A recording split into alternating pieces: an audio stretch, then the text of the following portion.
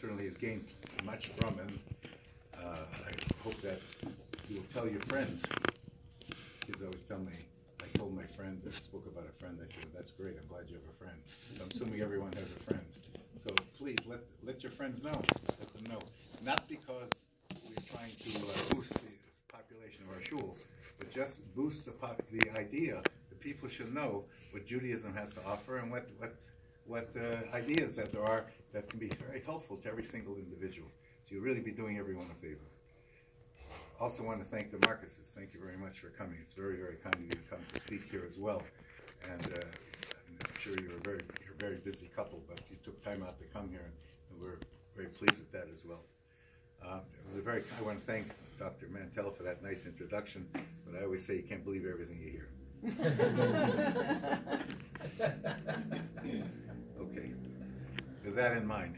So I have to tell you the truth. I'm using this as an excuse to give a class on not a class, but a talk on something I've been wanting to do for a long time. So it's sort of like with GI, sort of. So I figured this would be a good time to give it. It's actually, what is the view of Judaism on vegetarian? What's the view? What's the halachic view? Is it something positive, negative, etc.?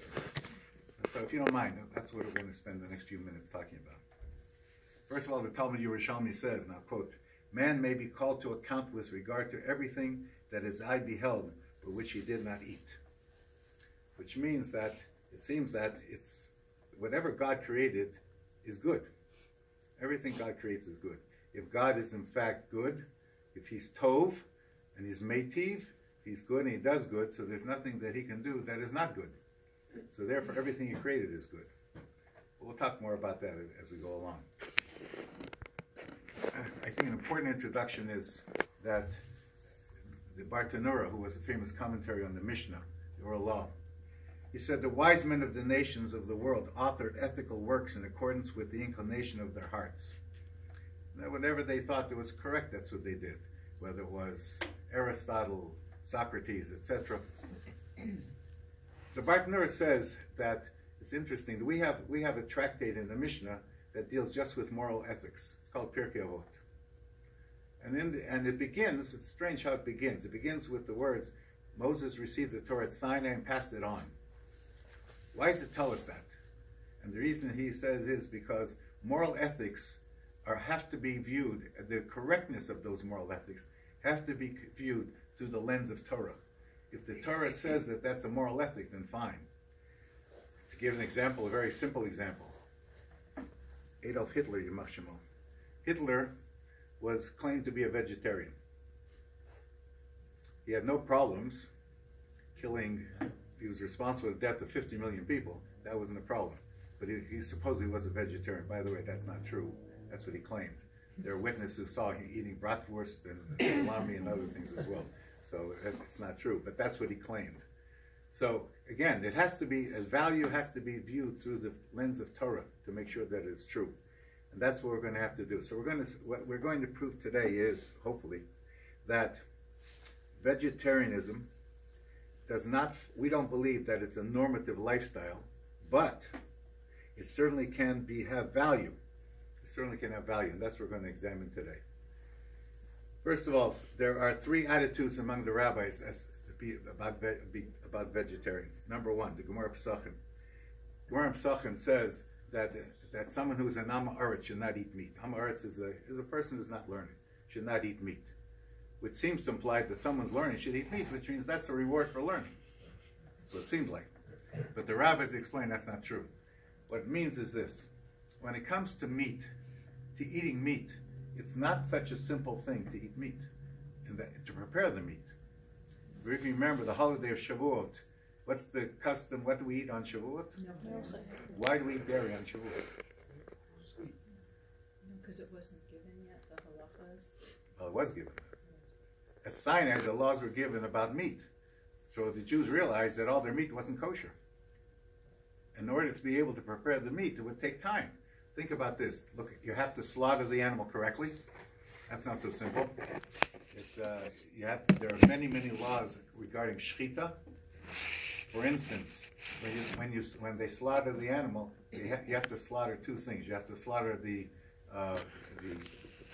main artery, and you have to slaughter also. You have to cut through the esophagus to make sure that there's no air, there's no oxygen going. Now, if you cut only half of those two, it's not kosher. It has to be a majority of it. When you slaughter, you cannot delay. You cannot go and then continue. It's got to be one swift move. When you slaughter, you have to make sure that your knife has no nicks in it. All of this prevents cruelty to the animal, to make sure that the animal is slaughtered quickly and with as little pain as possible. So there are many laws. Then on top of that, you have to remove the fats, the forbidden fats from the animal. You have to know which ones those are. You have to remove also the sciatic nerve. You have to then remove the blood from the animal. That takes time. It's not such a simple thing. So therefore, for all of those things, that's why that they had milchiks, they had the dairy on Shavuot, because there was it took a long time to do all of that. They had to eat. The children were waiting and they needed food, so you had to give them something. So for that reason, the Gemara says that they eat only people who are learned should eat meat. In other words, only they who know, they should be the ones to prepare the food because they know all the laws. If you take a look at the history of the Jewish people in America in the early 20th century, there are many, many Jews who came from Europe who refused to eat meat. They came to America and didn't eat meat for 20, 30, 40 years. The reason is because they were afraid of the standards of kashrut in America. I've told the story many times that there was a certain butcher in the Lower East Side who on his window wrote the words basar, the picture of the word basar, bet, shin, resh. And then he wrote again, basar, bet, shin, resh. Everyone read it as basar kasher, because the difference between a bet and a cup is very slight. He wrote down basar, basar. You saw that, and right away people assumed it was kosher, and they went to buy him when he was discovered that he wasn't selling kosher meat. So he said, it wasn't false advertising, I never said it was kosher. That's the kind of thing that was going on in America, in New York, on the Lower East Side. So because of that reason, that's why people were careful, and that's what the Gemara in Pesachim is referring to. That's how you have to be careful. So that's attitude number one point. Number two, the Barbanel in the Sefer Yikarim, written by Rabbi Joseph Albo, they both said that one should not eat meat. Why? Because they said that when you come to slaughter an animal, slaughtering an animal, you internalize that idea of slaughtering the animal. Slaughtering. It's not something that a person should get used to doing. It brings out the worst in people. Now the truth is that the Gemara says that if you have a propensity for violence, you should become a shochet, because that's a good way of releasing that. Others say that you should become a moel. I don't think that's a great idea, but that's what it says. I remember my son Hirsch, he had a moel, his name was Rabbi Shechet. So I said, thank God, Shechet and not Shochet. That was his name. So, but again, that's the Gemara's, the two of them said that's why. Not because there's anything wrong with eating meat, but because of the fact that the slaughtering give a person the wrong attitude. And the third one is Rav Kook. Rav Kook was the first chief rabbi of Palestine. Rav Kook said that vegetarianism is a positive thing, and he was all for it, except that it's only safe for the coming of Messiah. In the time of Messiah, then there'll be perfection. That would be perfection. That's moral perfection, not to eat meat, but to be a vegetarian. But again, he said, now we're not at that stage, so we should eat meat as well. Those are the three attitudes. I'd like to share with you a thought from Rabbi Yosef Albo from the Sefer Yikarim.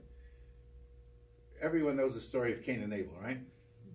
Famous fight, first murder. And so it all began because Cain had a great idea. He said, you know, he was a farmer, and I had a great bumper crop, so I want to thank God by bringing a sacrifice.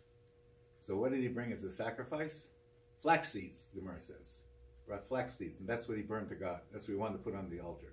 Along came his brother Abel, and Abel said, Hevel said, well, that's a great idea. So he was a shepherd. He took a sheep, a nice plump lamb, and he burned it, and he put it on the altar.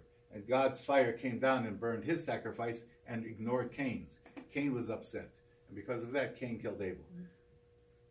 What exactly was going on, though?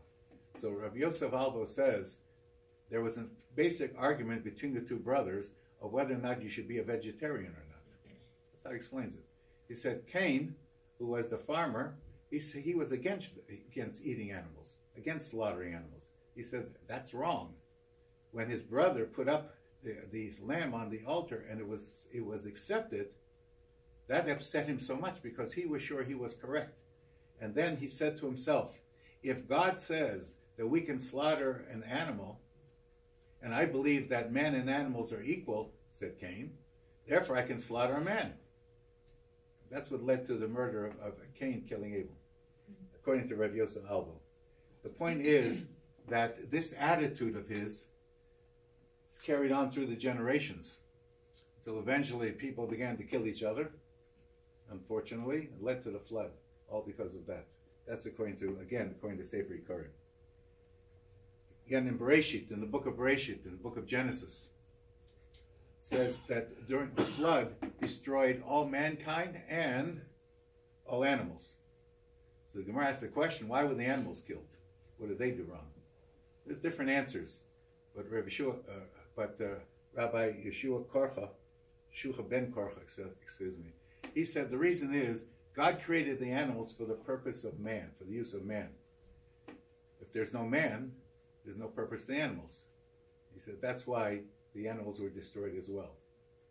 Which means God wanted to impress upon mankind that there's a superiority of man over animals. And because of that, it should give him a heightened level of morality as well. Why? Because if you believe that man and animal are equal, then look at the animal world. Look at the morality in the animal world. It was presented very nicely in Lion King. That was very nice. Right? Circle of life and all of that. That's very nice. But think about it. In the animal world, it's a pretty violent world. And if we're going to say that man is equated to animals, then that means a man can live in a violent world also. That's obviously not what we want to have. We don't want our children to grow up in that attitude. We don't want anybody to be in that way. So therefore, if you're going to say that we are on the same level of animals, then we're bound by the same standards of morality of brute animals. Another point. The Gemara in Deuteronomy says, you will say, I will eat meat, because your soul desires to eat meat. With all the desires of your soul, may you eat meat. The Gemara talks something about basar ta'ava. Basar ta'ava means if you have desire for meat. Does that mean that you should eat meat, though? So the answer is no. Let's say a person is disgusted by the sight of meat. A person is, as they say in Yiddish, ekeldik.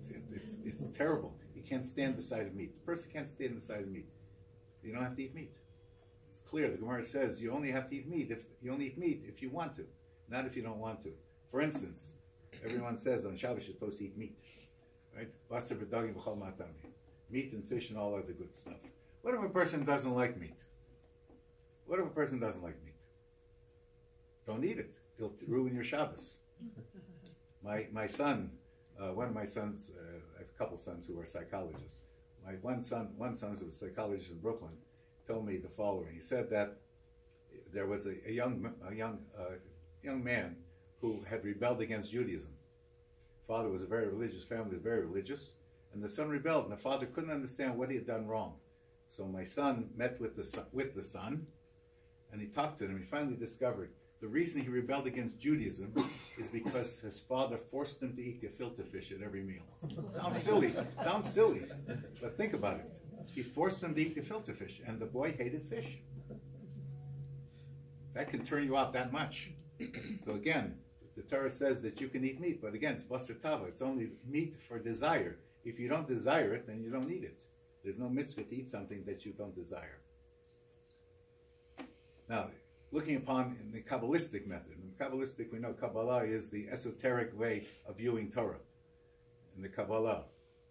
What's the Kabbalah say about all of this? So actually, it's interesting that in Kabbalah, they believe in something called migration of souls. That certain people, their souls go into animals. So that Rabbi Moshe Cordovero in 16th century in Tzfat, he was the Rebbe of the Arizal the Ari who was really the prime mover of modern Kabbalah. He was the Rebbe of Yosef Karo, who was the author of the Shulchan Aruch. He was the Rebbe of Rav Shlomo Alkabetz, who wrote the Lachadodi. There was a lot of great people living there, and he was the lead. He was the one who taught them all Kabbalah. In fact, I'll tell you stories. We got time, right, Doctor? No one's in a big hurry here. I'll tell you a story. The story is that Moshe Cardavero was teaching all of these great people some Kabbalistic theory, and he suddenly stopped, and I guess he had a little geschmack from what he was teaching, and he said, all of a sudden the Arizal gets up and leaves, and all the students of the Arizal get up and leave. Moshe Cordovero can't understand, what did he do wrong? So he asked Rav Yosef Karo, author of Shulchan Aruch, ask him what I did wrong. So the Arizal told Yosef Karo, tell Rebbe that he should come and ask me. So he came, and he asked the Ari, what did I do wrong? So he said, so the Arizal said, when you were teaching us Kabbalistic things, I could see the angels floating above you. But when you went, you got a personal benefit out of that, they all left. You're not supposed to get personal benefit out of teaching Torah. When they left, so if they left, I left. So that shows you the level of these kind of people. But anyway, so Moshe Cordovero said, people should stay away from meat because there are people who are wicked, and because of that, they're sent down to earth to live, their soul to live in animals. And that if you eat from that animal, you ingest the wickedness of that person, so it's a negative thing to eat from animals. However, he said that if you're a person who has Ruach HaKodesh, if you have divine inspiration, you know, and you can look at that animal and know that it doesn't have the soul of anybody, then you can eat the meat. But that's why in general he said you shouldn't eat meat. Others say that there are souls of, the others say that you should eat the meat, because by slaughtering the animal, you're releasing the soul of that person from the animal, and that the soul, because it went through kosher shchita, and because the people who ate the meat made blessings on the meat, that helps the soul of that wicked person, and that wicked person, now that soul can go up to heaven and be rejoined back in heaven where it should be. Others say that there are good people, tzaddikim, but they've done minor things wrong. Because of that, their bodies go into fish. And why? Because according to Jewish law, you don't slaughter a fish. Right? All you have to do is bang it once. Famous story of my wife. My wife in Israel, she was into making fish from scratch. So she went to the market and bought some fish, live fish. The man had a mallet, banged the fish, brought it back. My wife and I, she put down the groceries, we sat down to have lunch. All of a sudden we hear something in the kitchen. Oh, no. Oh, no. My wife gets freaks out and she says, what is that? I go and say, well, the fish is still moving around, still flying around. He's still flopping around. So fish don't go through shchita. So because of that, the tzaddik doesn't have to go through the pain of shchita. That's why the transmigration of the soul of a tzaddik goes into fish. And then it's released when you eat it that way as well. And you consume it that way. Just to conclude, the Lubavitcher Rebbe, he said that he opposed vegetarianism. Because he said that, and this is a very, very common concept in Kabbalah, it's called nitzotzot. There are sparks of kedusha, of sanctity in the entire world. And the Hasidim, especially the Kabbalists, believe that we should gather up all those sparks and put them together, and that way, once we get all those sparks of kedusha, then the Mashiach will come. So he said that if you don't kill the animal, these sparks of kedusha are in animals too. So if you don't eat the animal, you'll never be able to get those sparks of kedusha out of the animal. And therefore, he said that one should as well be able to eat meat to release those sparks of kedusha. So just a little bit of idea. So in the end, nothing wrong with eating meat. Nothing wrong with being a vegetarian. It goes either way. It depends on your own personal feelings as well. It's not considered to be moralistic. In other words, we don't believe there's anything wrong with slaughtering an animal. We don't believe that animals are on the same level as man. But man has to be careful to learn that by showing kindness to an animal, it trains the human being be kind to other human beings as well. Thank you very much.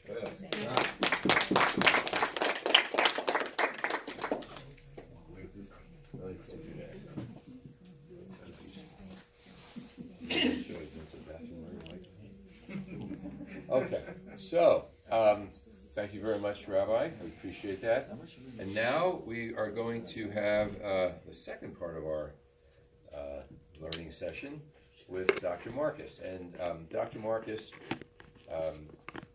Joanne told me, is used to answering questions all day long from patients. And so therefore, he agreed to be kind enough to answer our questions. And rather than a presentation format, what we thought we'd try this morning and see what we learned from this approach is just Q&A. And I don't know a Jewish audience anywhere on the planet sitting in front of a doctor, especially a gastroenterologist, for free questions and advice. I think you're going to be here for a while. Okay. With that, I guess I'll ask the first question because I have the floor. And that is, so the rabbi tells us that it's the link is what you think when it comes, it's a plug for my book. The link is what you think when it comes to eating meat. If you want to eat meat, eat meat. If you don't want to eat meat, you don't eat meat. But what about from the gastroenterological, the GI perspective?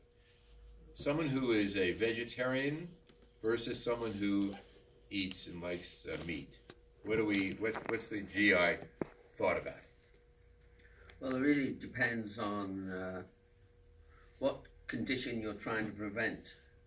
So, in terms of colon cancer, there's a very strong link between red meat consumption and increasing risk for development of colon polyps and over time into colon cancer. There was in fact a study where they had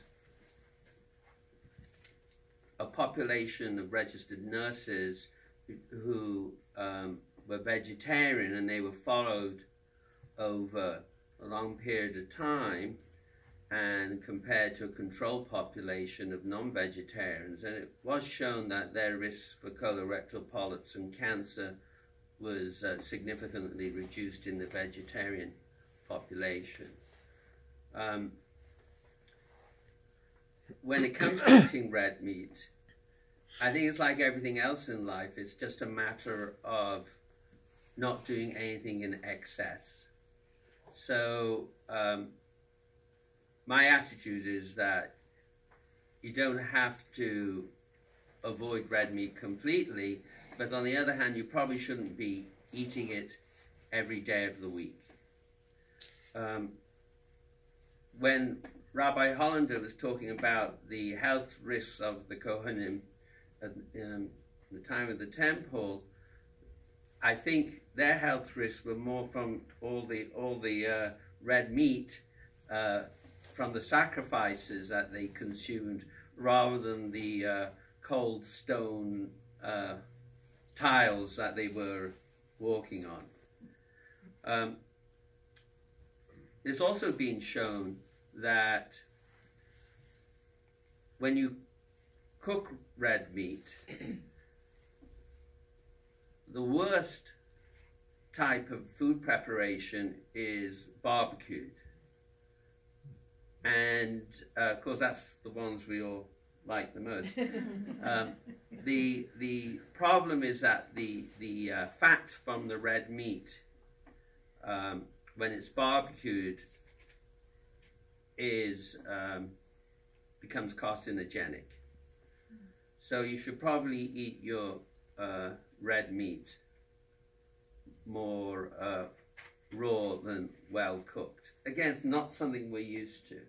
I mean, my brother-in-law, once we were in Jerusalem and we went out, could have been Motzei Shabbos, I can't quite remember, but we went to this Brazilian restaurant, like a lot of South American restaurants, and they have a lot of red meat.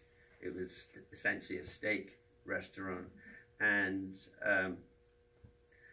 no matter how well cooked his steak was, it was never good enough. It was never well done enough. So he was at the extreme end of the spectrum of how he liked his meat cooked. But I don't think it was the best interest of his health.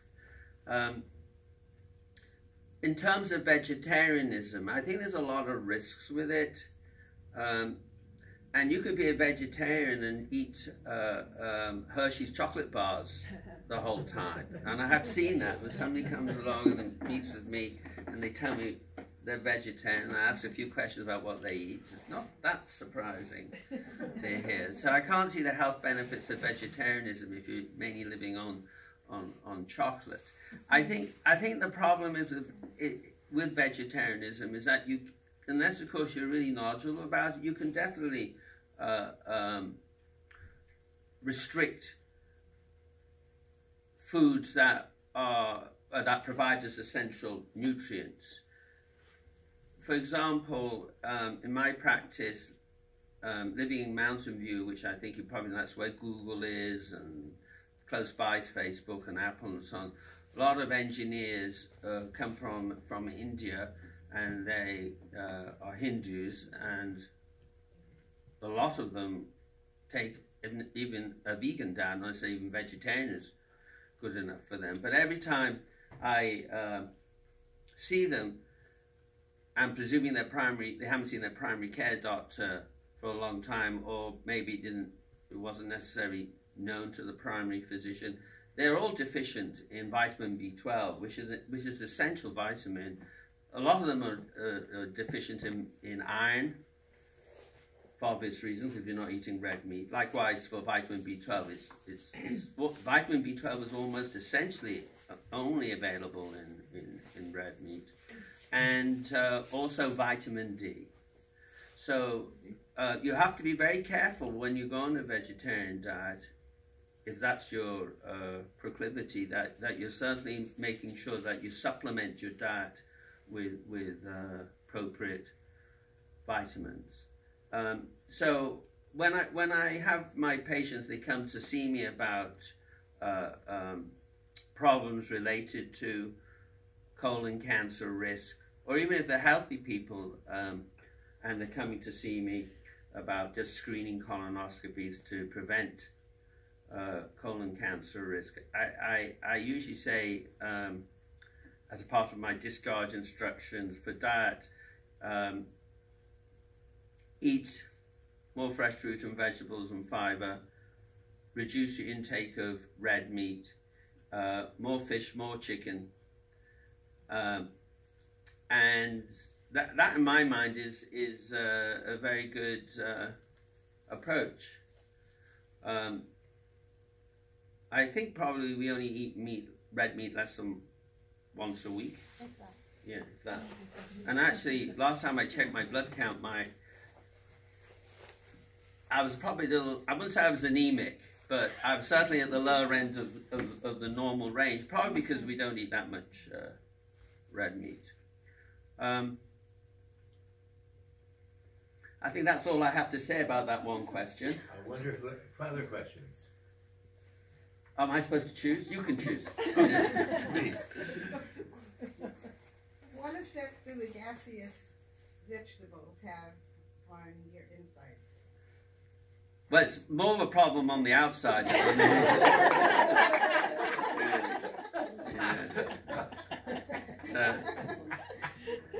But joking aside, it doesn't have a problem. The gas production is usually associated with fermentable food products that don't get digested in the stomach or the small intestine, and then we rely on the bacteria in the colon to break them down, and as a result of which a byproduct is gas, often methane or methane.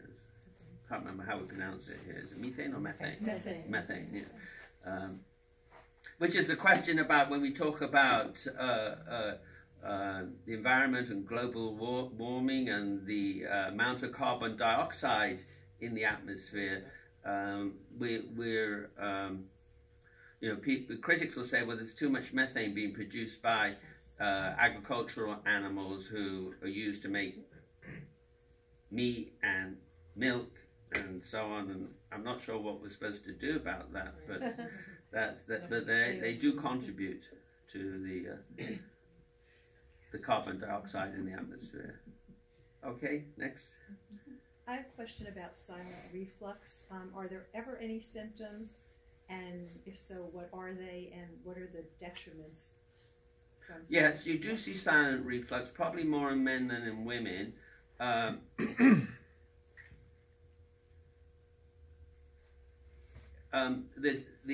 If it's silent, then there's no symptoms. But there are, but there's no.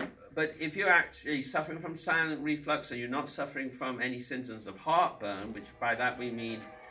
Sorry. Okay. By that, I mean there's that burning sensation behind your esophagus. Not everybody appreciates what that sensation is like. And so for women who've had children, I usually ask, did you ever have it in pregnancy? And then they remember. Mm-hmm.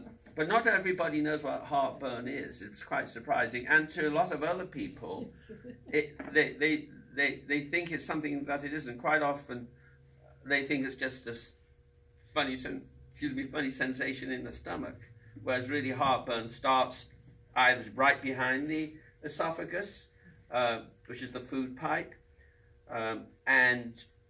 or just below that little bone at the bottom of the sternum and goes upwards, or just in that area below the sternum.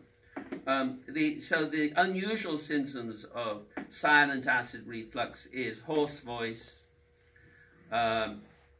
and throat clearing, where people go all the time.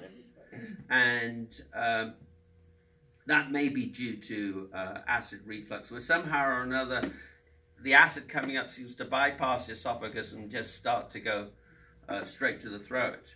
Also, there's a condition, what we refer to as microaspiration, and by that I mean it could be just an aerosol amount of acid coming up and then going up into the throat, and then just a few droplets going into the voice box and into the trachea.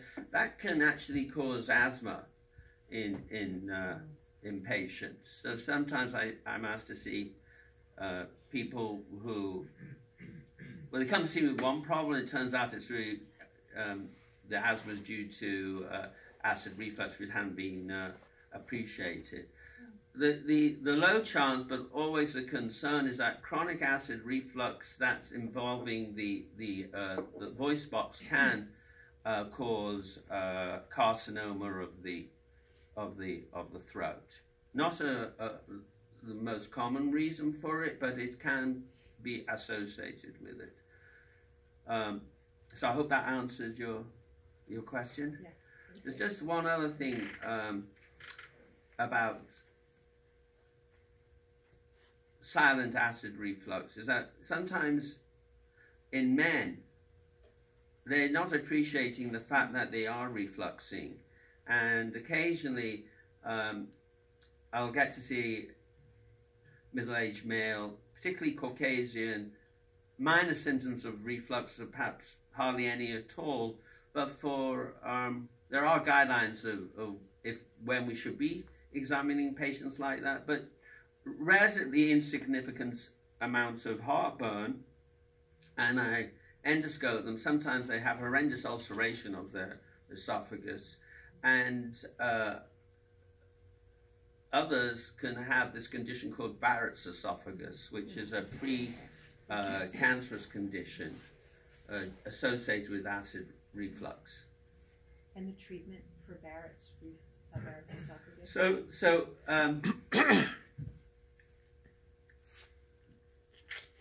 probably the only cure is using microwave energy by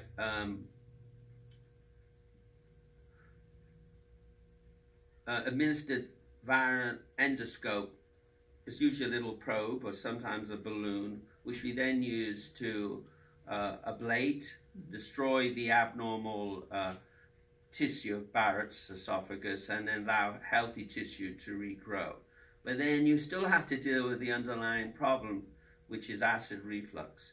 The data on just using acid blocking medication to heal Barrett's esophagus is very weak. It's very, very rare that I ever see a patient with Barrett's esophagus whose Barrett's doesn't reverses on that sort of treatment. We have some data to suggest that using acid blocking medication can prevent further development of the condition to help slow its progress. Most patients with Barrett's do not develop cancer of the esophagus. But nevertheless, we have to examine these patients on a fairly regular basis to make sure it's not progressed. Now, there's various stages of Barrett's esophagus. The first stage is what we call intestinal metaplasia, where the lining of the esophagus changes from typical features of the cells in the esophagus to those more of the intestine. And then the next stage is something we call low-grade dysplasia, where the cells are now looking a little bit too abnormal, with a low potential to go cancerous. And then there's high-grade dysplasia, which is really something that has to be dealt with. It has to be burned, removed, or something, because there's too much risk that it's going to develop into cancer. Depending on your insurance, the radiofrequency ablation, the microwave energy treatment, may only be covered if you have low-grade or high-grade dysplasia.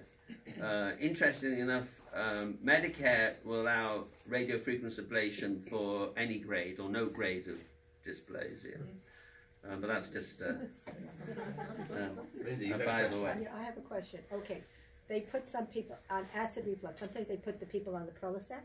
Yes. Okay, and they say like 2 weeks, maybe a month. Why? Some people I know have been on it so long they cannot get off it. And then I want to know about diet and acid reflux. Right. Okay. So.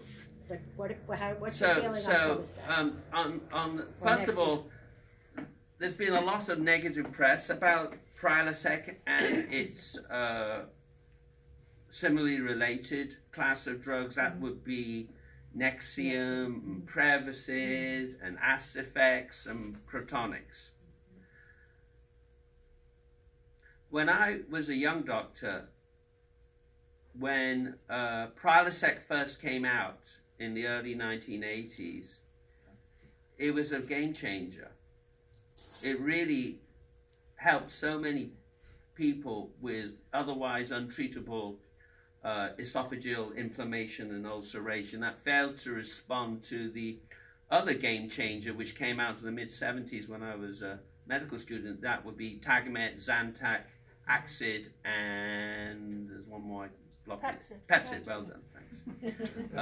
So I don't think people are,